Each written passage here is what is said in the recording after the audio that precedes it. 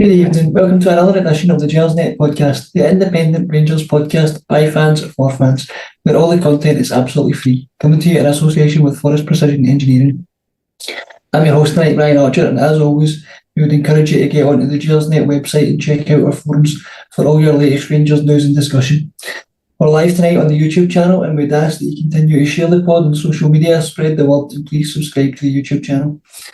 Before I introduce my guest tonight, I need to give another mention to our partners over at Forrest Precision Engineering. They're a Glasgow-based engineering company who have been a big commercial supporter of Rangers for a number of years, and we're delighted to have them supporting the pod.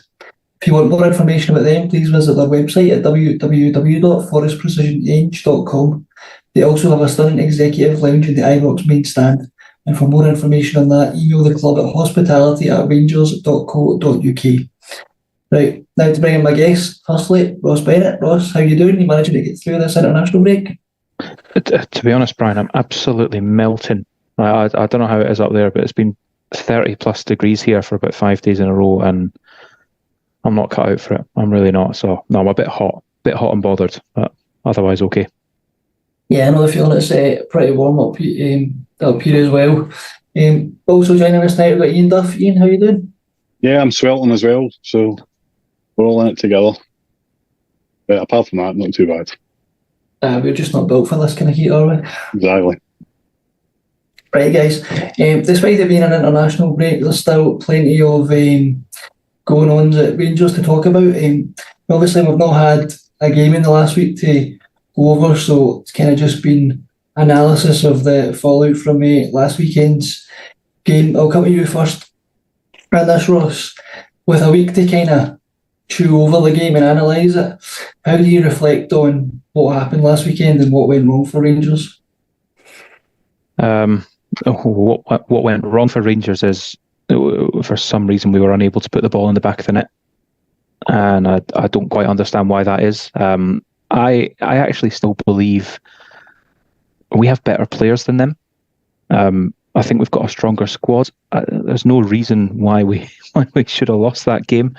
I think, we could probably question, and it's probably right to question the tactics, because something that has been a running theme this season is that despite the fact that we've got decent players and we spent good money this year, it's not instantly clear what the manager's trying to get the players to do. And I think that was made very, very clear last weekend during the Old Firm. There didn't seem to be any cohesion. There didn't seem to be any discernible tactics or formation or style. We know that Michael Beale is an extremely accomplished and academic coach, so I'm sure there is a style. It's just that sort of simpletons like me can't figure it out. I wonder if that maybe means that simpletons like players might not be able to figure it out either, and maybe he's asking them to do things that they're not able to understand, or they can't execute in the way that he wants him to, and it leaves us looking a little bit, headless chicken at times. That being said, we had so much of the ball. Everything was kind of in our favour, in that they were under a bit of pressure. They'd had a couple of bad results on the trot.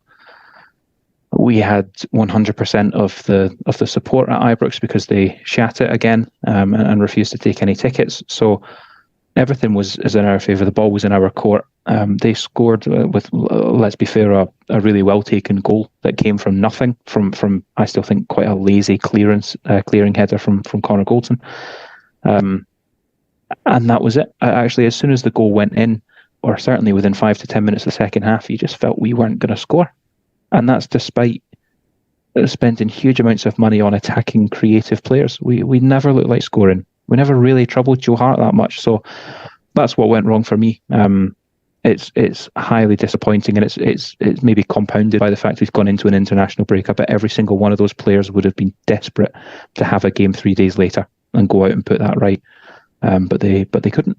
So that's kind of left us with this long 2-week feeling of bitterness, and I think we're now choking to actually get the football back.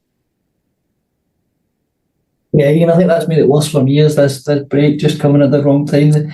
They kind of, after a defeat like that, the first thing you want is the next game. They kind of put it behind you. And because we've had this long break, there's been quite a bit of pressure on Michael Beale, as you'd expect, following an Old Firm defeat. And accusations that he's lost every big game he's had his manager. Now, Ian, it looks like he's going to continue as Rangers manager for the time being. Do you have faith that he can turn things around? I mean, I don't know. That's the question. I think, as Ross said, we're all a bit sort of in the dark a little bit as to the direction we're going in terms of the play on the pitch. So I don't really know. But I mean, to me, it feels to me as if the writing's on the wall, and that there's a sort of sense of inevitability that he is going to go, unless there's a huge and dramatic turnaround in the next sort of month or two. Then it feels like it's just going to be, we're going to hang on until the next sort of big game, and if that results in a defeat or a less than impressive draw, then that's going to be the pressure on again, and it just seems that this is sort of inevitable until either things massively turn around or until it gets to the point where he gets the boot. So I don't, in terms of whether he'll be able to turn it around, I don't know. I'd be surprised the way things are going, but I don't know. I mean, we're 4 games into the season, and the players that we've bought haven't made an instant impact, you would have to say, but they might, and we could be seeing in the next 2 or 3 weeks maybe it'll all start to click. I honestly don't know is the answer, and that's part of what the frustration is.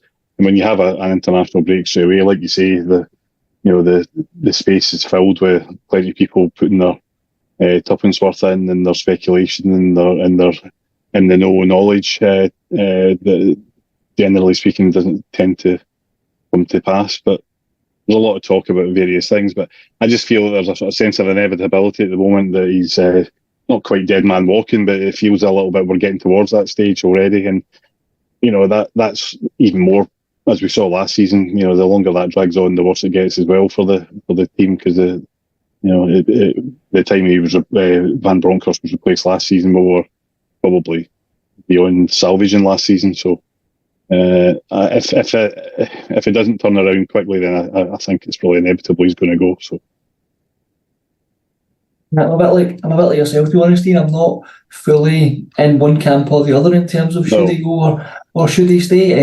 To be honest, I like Michael Beale as a person. I think he comes across pretty well. I think he's a decent guy. I do think he's a good manager. I agree with Ross. I do think we have good players.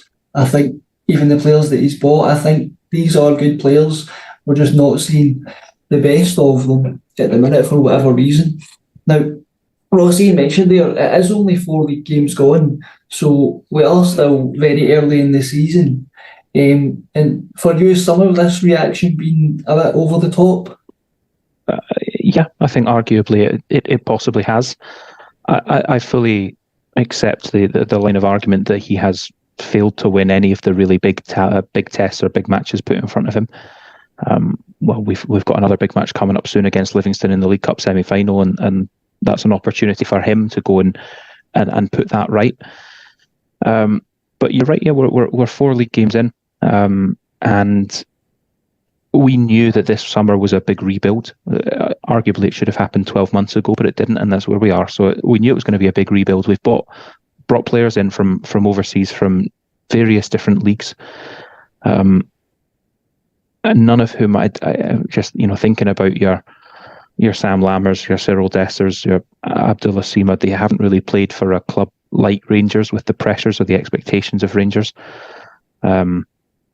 So there's naturally, I think, if we try and be generous, there is going to be naturally some sort of a bedding in period. It's very difficult because at a club like ours, you can't really take your time to get up to speed. We've seen that. But that being said, am I not right in thinking that the season that Alec McLeish won the treble, did he not lose something like 2 of his first 4 games that league season? And there was an article in the Daily Record of the Scottish Sun about how the league title was over and it was Celtic's, and he went on to win the treble. So these things can change very, very quickly, and I actually think that things will be a lot clearer in 2 or 3 weeks' time, because if Beale goes on and gets, he's had this 2-week period with the players to work on things and try and get his message across. If we go out there and batter St Johnstone on Saturday, and we go on and put a little run together, I think that some of those players, I read an article about a week ago, particularly about Cyril Dessers. He's a confidence player, and sometimes when he's out of confidence, he can't hit a barn door with a banjo, but when he's in confidence, he will bang them in from wherever. Maybe they need a bit of confidence. Maybe that's what it is. PSV was humbling. To go from that into the old firm was far from ideal. So I think actually in a couple of weeks' time things will be a lot clearer. Look, I'm very much like the pair of you. I think it's very difficult today to make a decision as to whether we should stick or we should twist. I don't want to see us become 1990s Celtic, lurching from one to the other and give everyone 9, 10, 12 months, because it doesn't bode well. It doesn't really set you up strategically for long-term success. I think we'll know a lot more. Things will be a lot more certain in a couple of weeks.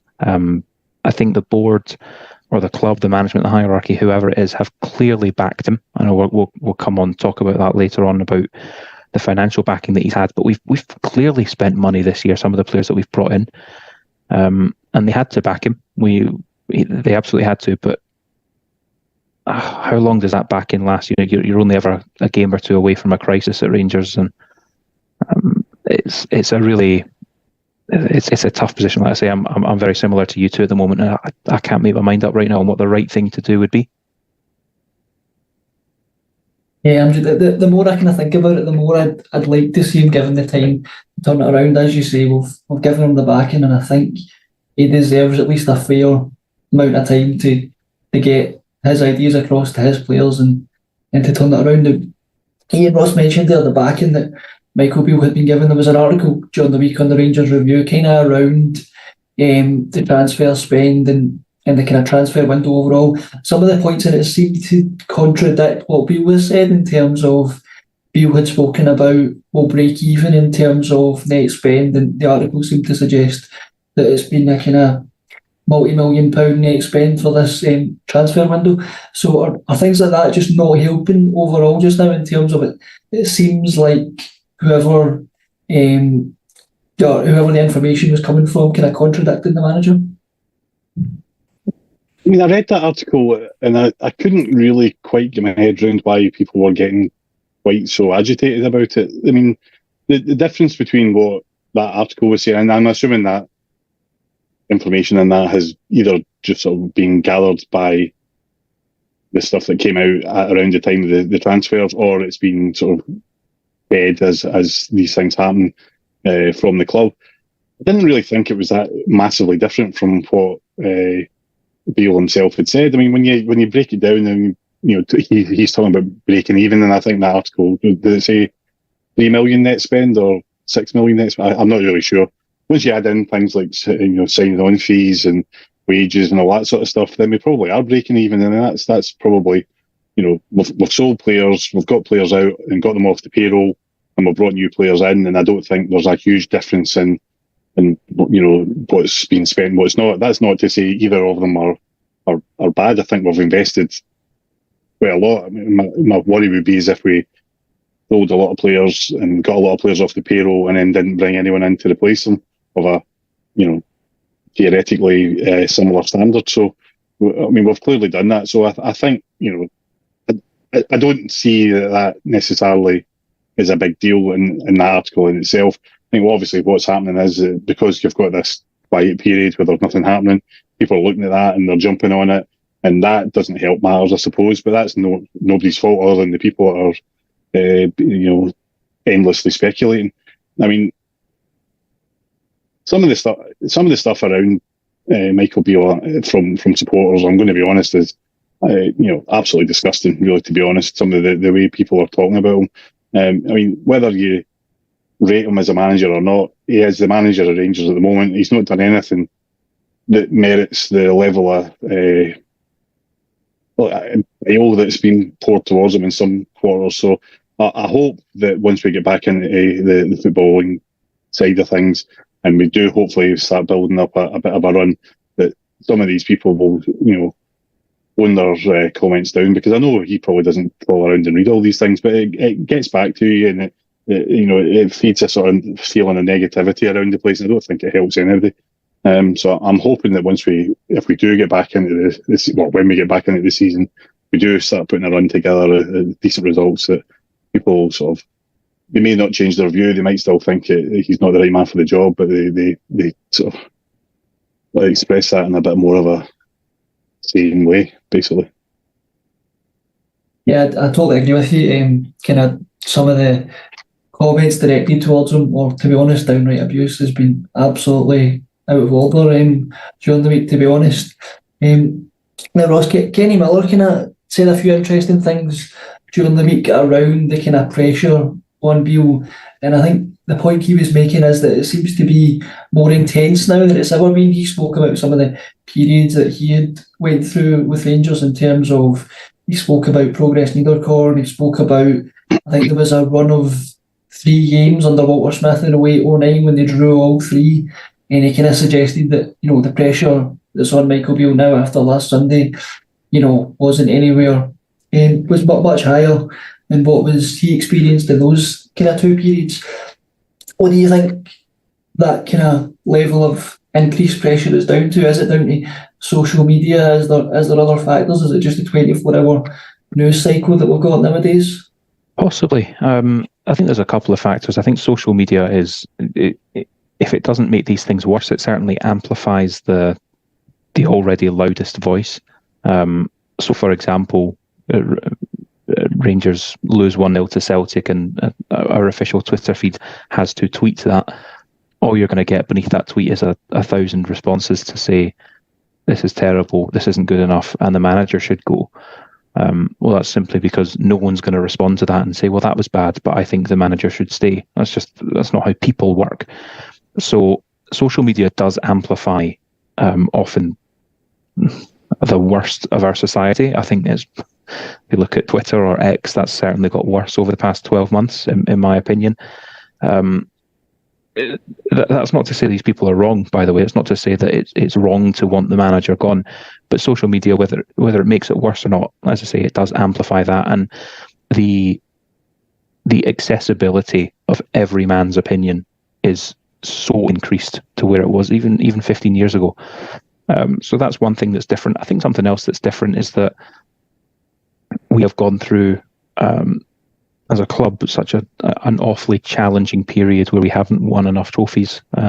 There's a fairly major reason for that, obviously. It has to do with non-footballing things, but also in the past 6 or 7 years, we've not been competitive enough. We've not won enough trophies.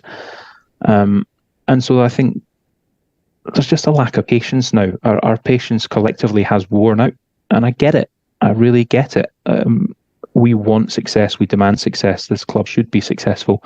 And when it's not, after what we've been through the past decade and a half, whatever it is, we've just run out of patience, and we're not willing to go through another trophyless season. We're not willing to go through another season of watching them lift the title.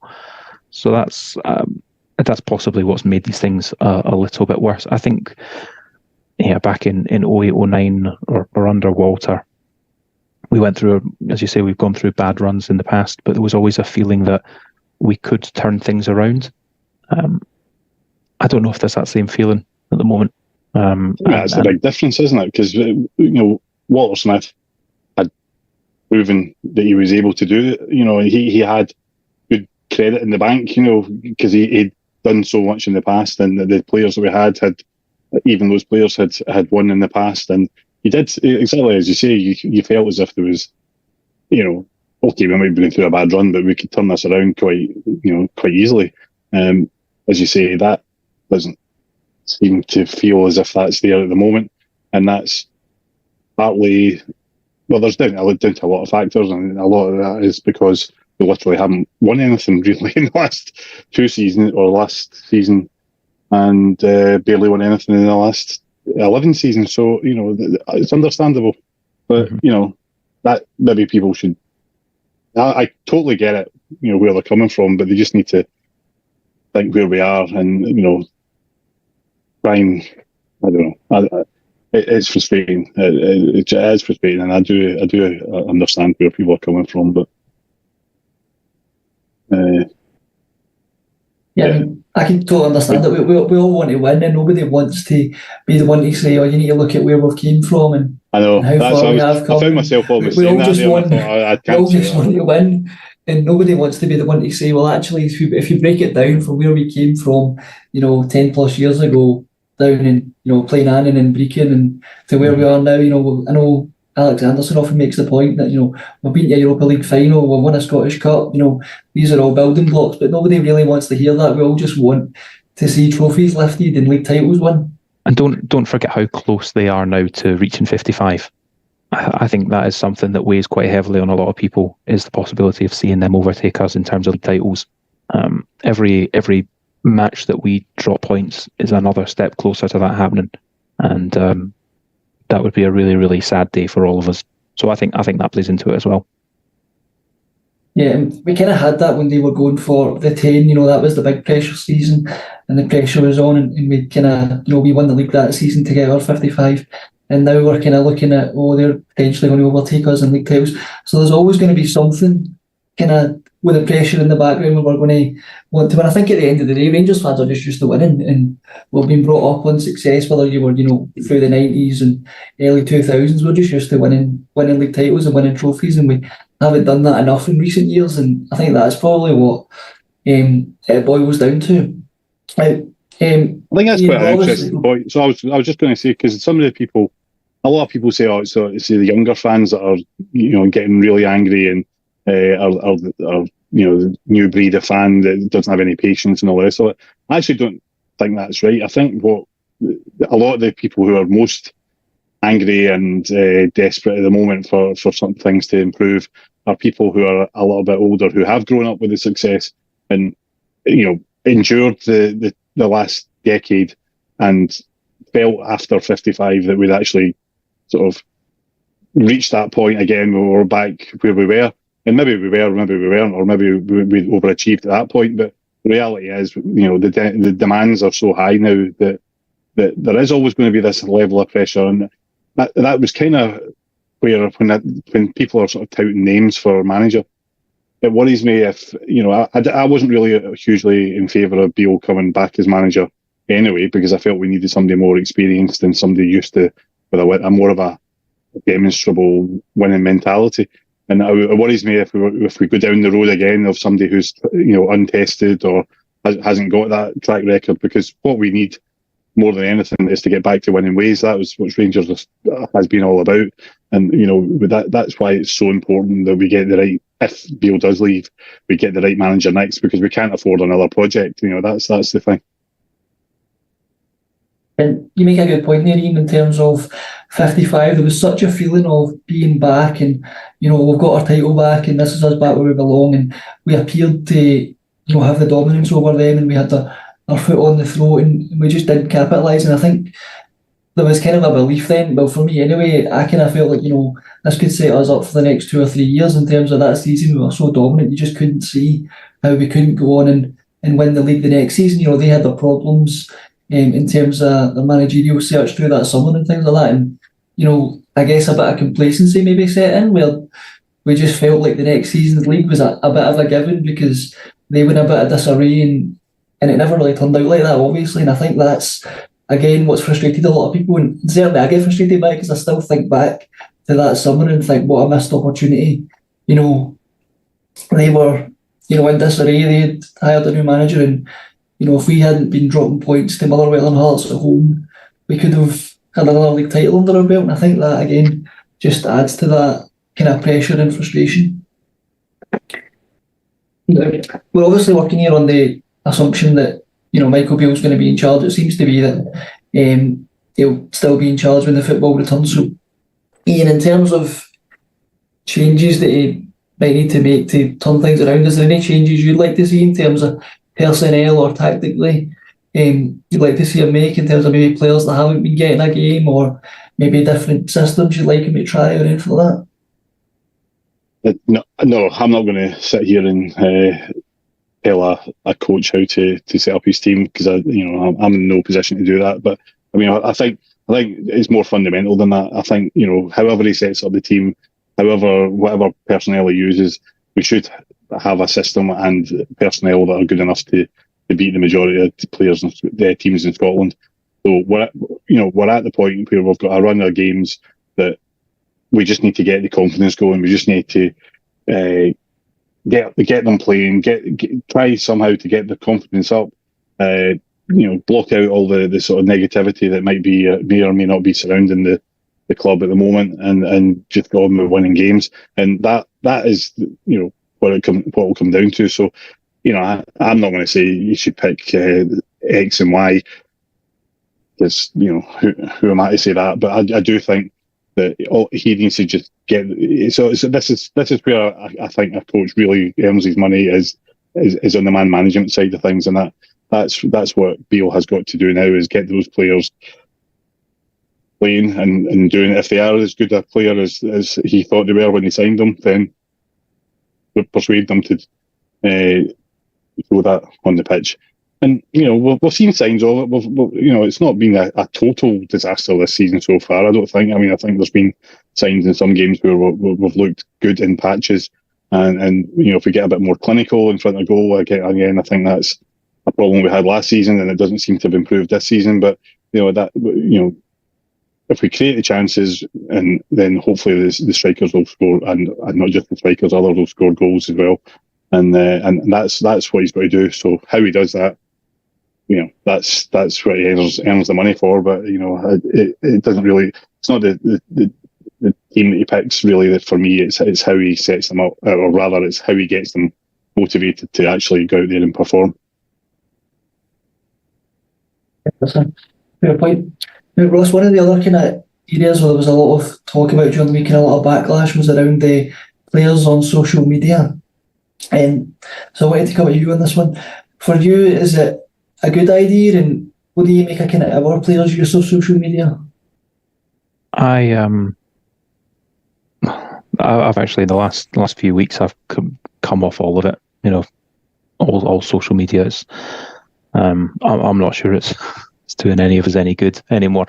I think when players do that, or they make themselves more accessible, we've spoken about it before. There's good points and there's bad points. There's good sides of it is making themselves more accessible to their fans, the likes of us who pay their wages. But realistically, 99% of sports people on social media are trotting out the cliches or the lines that the media department have asked them to say. It wasn't good enough today, we give it 100%, we go again next week, blah, blah, blah. Weren't at our best, got the 3 points, thanks for your support. And then a couple of clapping emojis. So we actually, I don't feel we as punters really benefit from players being on social media anymore. Maybe the exception to that is if they sort of move into the even newer side of social media, like streaming and stuff, and start actually giving us some real genuine interactions. But that's very, very unlikely to happen, because you just make yourself a target. And that's actually the conclusion I've come to now, is that they are just making themselves targets when they stray away from those really cliched corporate lines. The good example is a Todd Cantwell. I am not convinced that him putting a load of stuff out on social media in the way that he does, he's very Instagram heavy. I think he makes himself a target. And actually, let's take this away from Todd Cantwell. There's the new lad that plays over at Celtic. Is it Odin Holm, who put something on Instagram and had the caption, it was something like "lie down, bitch," and he was ripped to shreds amongst the Rangers support for just posting something so cringy and embarrassing. Who's benefited from that? He's not gaining anything. His teammates aren't gaining anything. If anything, he's making himself a target when other teams play against him, because who are you to tell me to lie down? Opposition fans are going to laugh at you. You make yourself a target, and Cantwell, to a degree, has made himself a target to other teams' fans in this league. The Celtic fans absolutely hate him. There's themes in there, by the way, which I think are verging on homophobia and verging on bigotry, but that's probably an argument to have another day. I actually don't see what value any of us are getting from it anymore. from the players being on social media. Is it helping the players?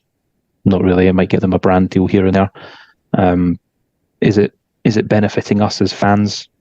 I don't see how it is anymore. It's not as if many of us are, sending DMs to Tav on Instagram or getting a reply from Connor Goldson on Twitter. So we're not really getting personalised interaction. We're not really breaking down the walls between the stars and the fans. So yeah, maybe I'm in my 30s now, and maybe this is the problem: is I'm getting old and crusty, and but I just don't see the value. I don't see the benefit anymore, and I would strongly suggest that they'll just come off it. It'll do them a world of good. Nina, you have a similar mind? I think if you'd asked me 5-6 years ago, I would have said, they should all be on social media. I think I would agree with Ross now that I don't think there's anything to be gained by it on any front. So, I didn't really think that what Cantwell said, if it's the thing that I saw that people are referring to, was all that big a deal, to be honest. But it's just another contribution to the whole pressure and sort of negativity, I suppose, and it gives that opportunity for people to jump on something else. So yeah, I don't really think it really contributes much nowadays, and I think players, as we said, as Ross said, it's just like comments really most of the time that you get, and if anybody veers off that, then it's there's lots of praise for it if it suits, but as soon as things go badly, then it's an easy target. Yeah, it's a difficult one. It was Todd Campbell posted a picture when Celtic got knocked out by Kelly, and all the kind of Rangers fans were loving it. And then when he posted the post up the other day, he got heavily criticised for it. So it's kind of like you can't have it both ways, kind of thing. So I kind of agree with Ross. It's probably at this point not really doing anybody any good for me to be as active on social media. But yeah, it's an interesting one. Now, the last point I wanted to cover is kind of thankfully getting away from the game, was around one of the things that came out during the week was proposed legislation relating to buses travelling to football games. Now, we don't need to spend too long talking about this because the proposal was actually shelved, but there's potentially going to be some new legislation coming in around buses not being able to stop at pubs on the way to and from games, buses having to arrive no earlier than 2 hours before and no later than 1 hour before the game kicking off, and having to leave within 30 minutes of full time. Now, thankfully, it was widely criticised from all football fans and the government, and the plans seem to have been shelved. But is this just another example, Ross, of football fans being treated differently from kind of any other sections of society or any other sport fans or festival goers? Yeah, that's a really, really good example. Festival goers, where the sole point of it is to get pissed and have fun.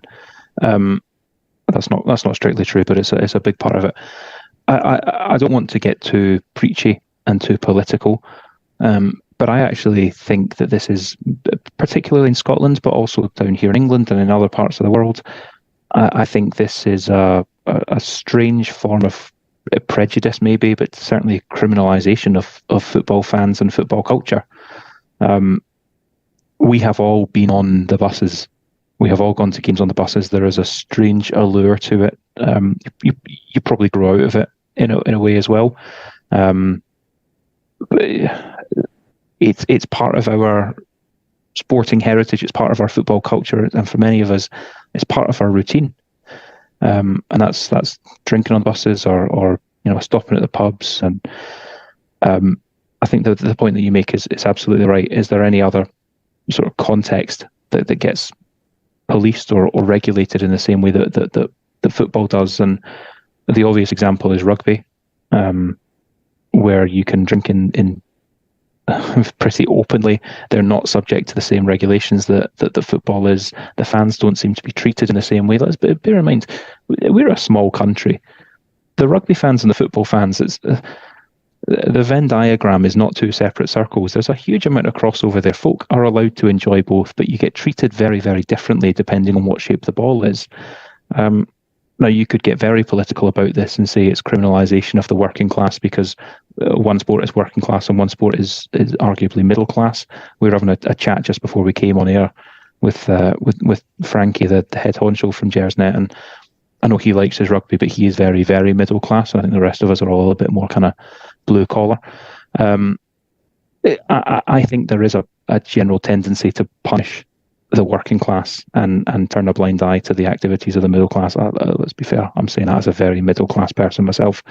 I just think it's a great shame. I think it's good that the fans were able to, across all of football in Scotland, were able to come together. That's a very rare thing in our country, for the fans to all come together and shout something down. But we've seen what can happen in the past when we don't do that. The Offensive Behaviours at Football Act being a very, very good example of how badly politicians can get the management of football wrong. So I don't particularly enjoy getting on the buses anymore myself. And again, that's to do with me getting a bit old.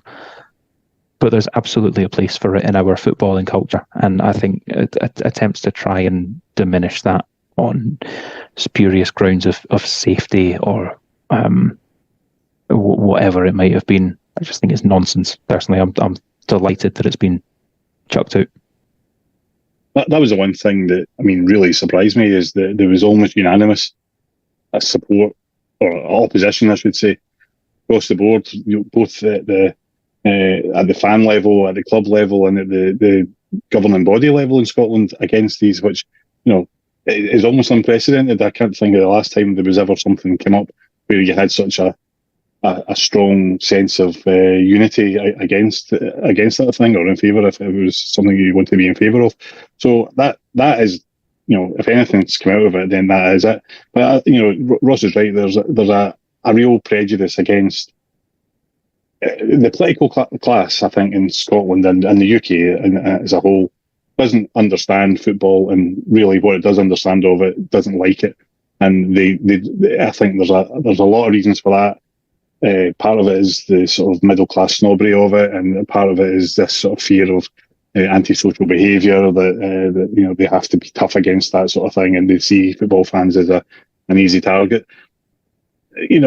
Football fans are no different to anyone else. Now, if you put a load of people together in a group, let's face it, a load of guys usually, and they have a lot of drinks, and they're going to get a bit leery and they're going to get a bit shouty, but usually there's no real problem with it, really. Let's face it, no different to going to a festival. That was always the thing when T in the Park were running. The arrest figures would be produced from that, and it would be 100 odd arrests, which would be like double the number of arrests you would get at an Old Firm game, and people would say, well, why are we having all this moral outrage at Old Firm games? And everyone thinks T in the Park's a festival of fun, and that's just the different way that these things are perceived by the political class.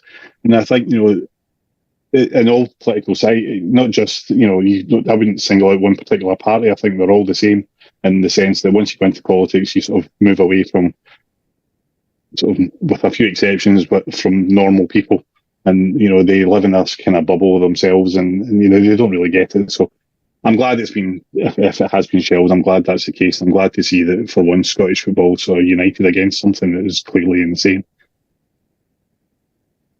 Yeah, I think we can all agree with that, and I think we can all say we're glad that it's been shelved. Right, I think we'll call it time there. Guys, all that's left for me to do is to thank my guests. Ross, thanks as always. Thank you for having me. No bother. Iain, thanks again for joining us. Yeah, no problem at all. I enjoyed it. Right, as well as being live tonight, the show will be available on all podcasting platforms: iTunes, Spotify, Acast, Stitcher, and we'd ask that you leave us a rating on your preferred podcasting app. The podcast will be back on Friday evening. I think it'll be John and Craig to look ahead to a trip to Perth. Until next time, bye for now.